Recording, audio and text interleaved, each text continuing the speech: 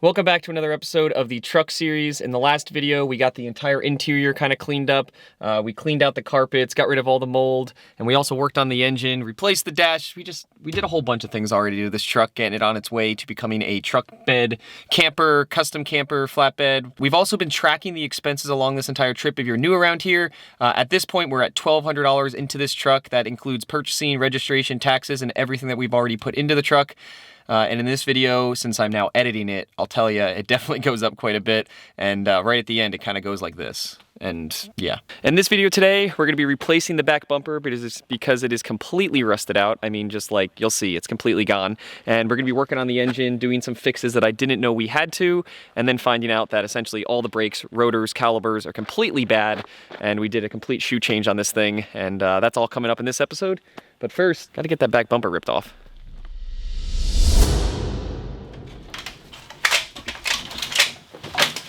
Who knows? We're gonna start off working on the back of the truck today. We've already got the tailgate ripped off. All the latches were broken on it. I'm guessing whoever owned this backed into something, but we don't care because we're ripping this tailgate off anyway. The back bumper was rusted out. We also don't care because we're ripping it off anyway. The plan in the long-term future is to put a flatbed on this so that we can put a camper on the back or something. So I don't really care that all this is destroyed. I'm just trying to get it fixed enough that we can get it through inspection, and then I can start on the build process of actually ripping off the tailgate and then moving forward with that. It looks really bad right now, but it's really fine because of what we're gonna be using this truck for.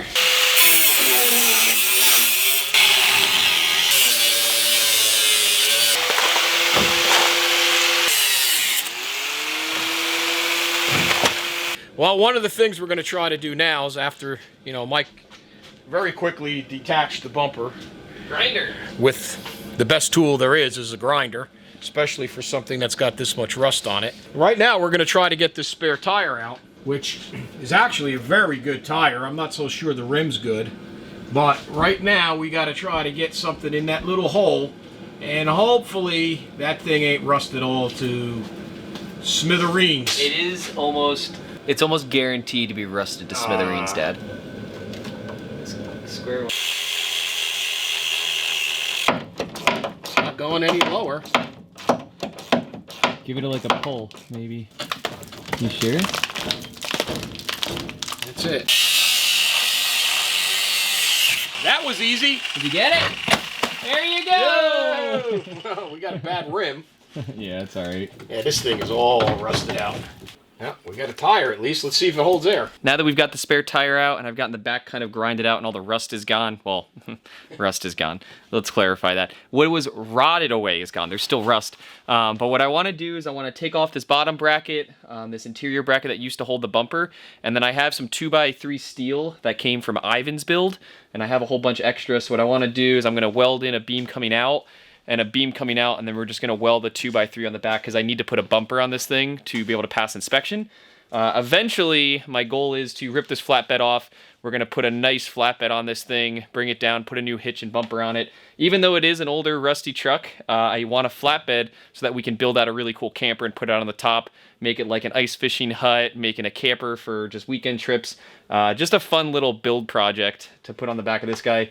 And the fun part will be that camper can be removable, and then we can also just use it as a flatbed around town. If Rachel needs it for her ducks, she'll be able to use it. So it's going to be a really awesome multifunctional type project. But for now, we need to get a bumper on this thing.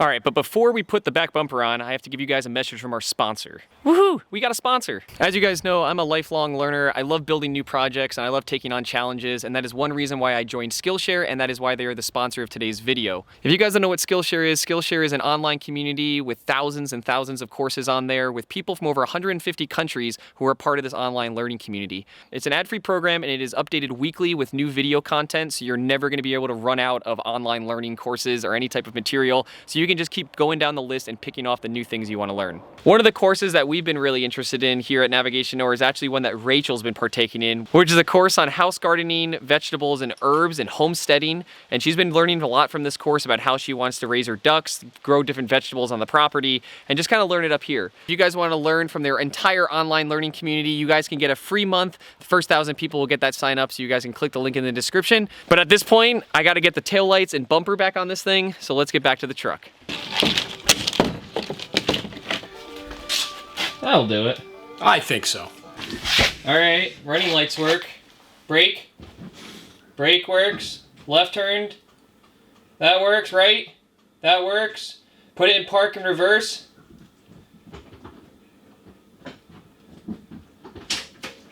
Reverse works. Hazards.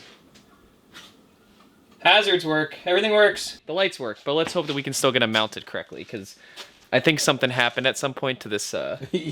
Someone hit something at some point. We could always try to punch it in now. Well, yeah, but we're going to put the flatbed on it. Yeah, so but... it's...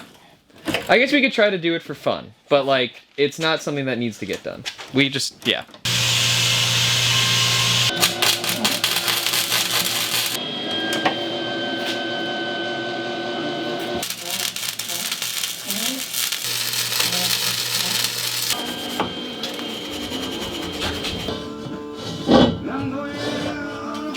Like, just hold it up. Oh, we're going to go here, right? I was thinking like that. Yeah, it's perfect. All right. 41 3/4. You want to write it down?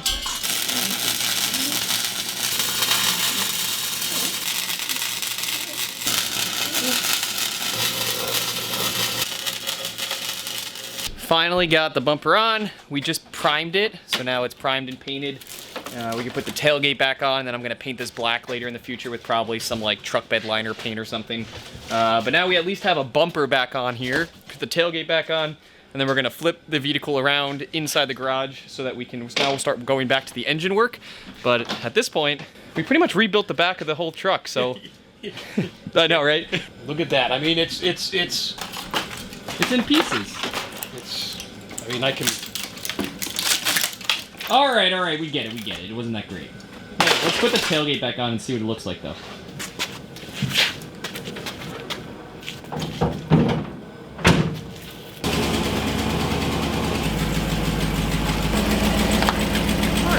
We got the back bumper done, and it seems like it's gonna work out pretty good. So now that the back bumper is complete, this is gonna be a part of the attachments eventually when I pull the actual truck bed off and we build the flatbed.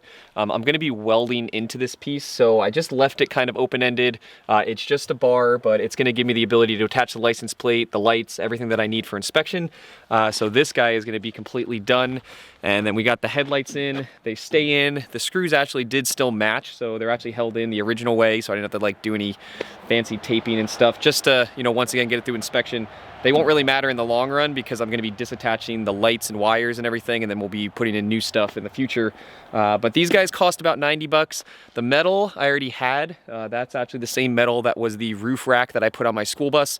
So I had a bunch of metal left over. So at this point, this part of the project only costs about 90 bucks, which I think takes us from 1,200 to 1,290. So we're still not too bad. But the next thing we're gonna tackle is I gotta get going on these ABS sensors, try to get those figured out and get into the engine because I actually found a new leak, and that's always worrying. Well, the truck is back in the garage, but the next thing on the list is going to be taking off both of the front tires. What we need to do is, one, change the front brakes, and then secondly, both of the ABS sensors are going off. So what it's doing is when we're going at really low speeds, like 5 miles an hour or below, the ABS is engaging because it thinks we're sliding. And I talked to a few mechanics and I looked it up online. Apparently it's either one, a bad sensor, or two, the fact that this truck is a little rusty. I'm gonna go with option two. Rust built up underneath the sensor and it's actually moving the sensor slowly by a little bit. And what that's doing is setting off the calculations and it's telling the vehicle that we're actually in a slide rather than just idling. So we're gonna try to clean these sensors and see if we can fix them that way. If not, then we just gotta replace them. But we're gonna try to kill two birds with one stone here. And that's gonna be one, the brakes, two, ABS sensors.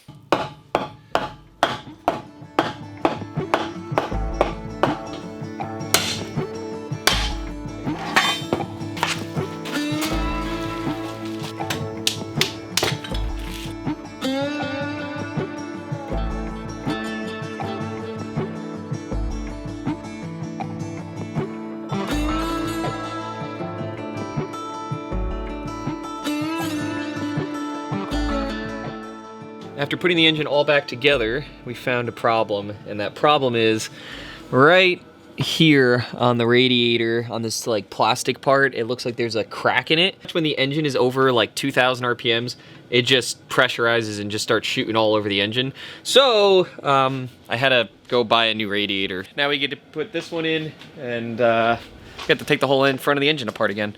But I think that this is like really close to some of the last fixes. I mean, the last test drive really did go well. I just finished all the ABS brakes and all that kind of stuff. Changed the spark plugs. Hopefully we pass the inspection tomorrow.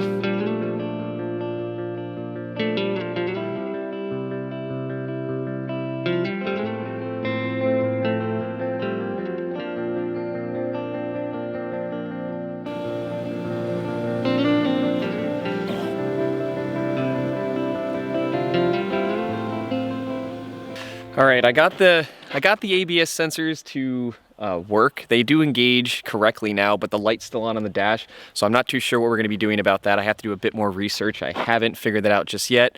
And the radiator was the leak that I wasn't expecting. If you've watched the previous video, I was talking about how I thought the hydro boost was bad, which is like right up here in the engine bay, but the leak on the radiator was right here and it was shooting backwards.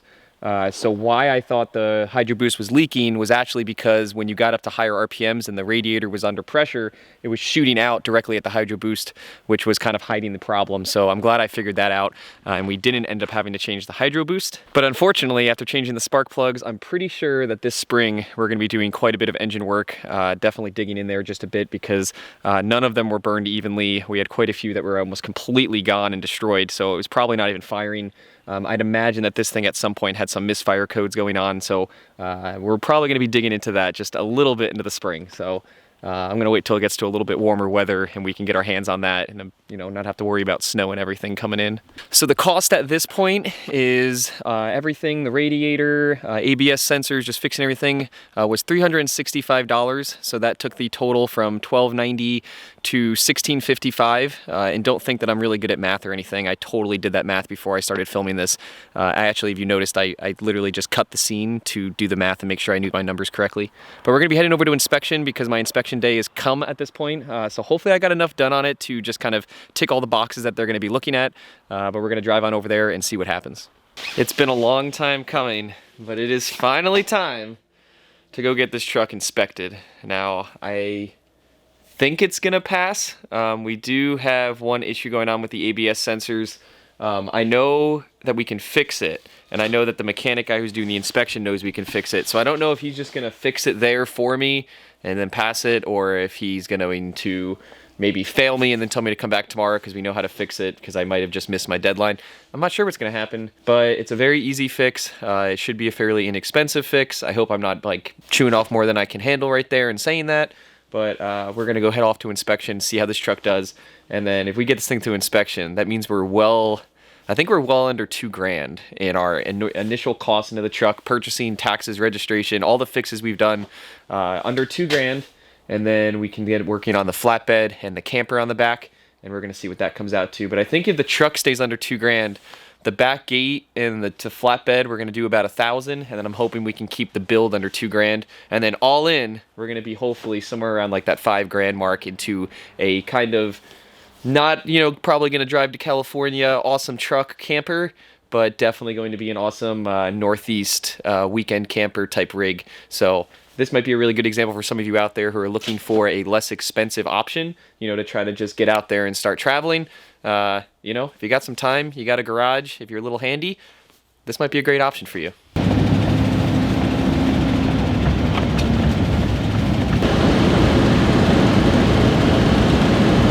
Well, we're back, and it looks like we failed inspection. I wasn't expecting why we failed. I thought we were gonna fail for like an ABS issue because the light was on, but that just needed to get the computer reset. That wasn't actually an issue because I did change the sensors. But we failed on $720 worth of brakes, rotors, and calipers. Apparently, they aren't even close to passing inspection. So we get to do a full redo on all 4 wheels. This is definitely going to raise the budget. I think at this point we're going to be over $2,000. This is going to push us into probably $23,000, $25,000. That's still great for this truck in terms of the cost. I could definitely still sell the truck at this point for more than I've got into it. It's in completely working order once I do these brakes. But it is going to raise our budget overall. So we're going to see what happens by the end of this project. I'm hoping flatbed, truck, camper on the back, $5,000. We're gonna see what happens.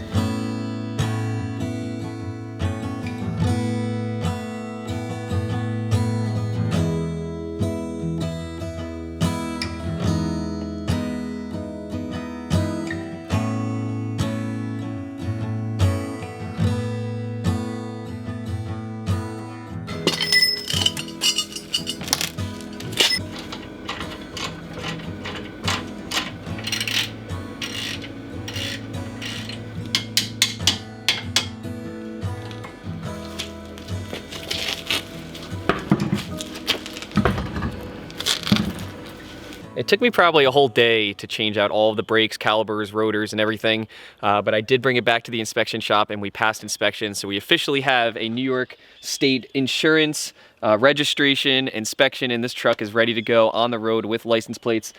So at this point, all the calipers and everything were it was $720, which brings us to $2,375 on this entire truck at this point.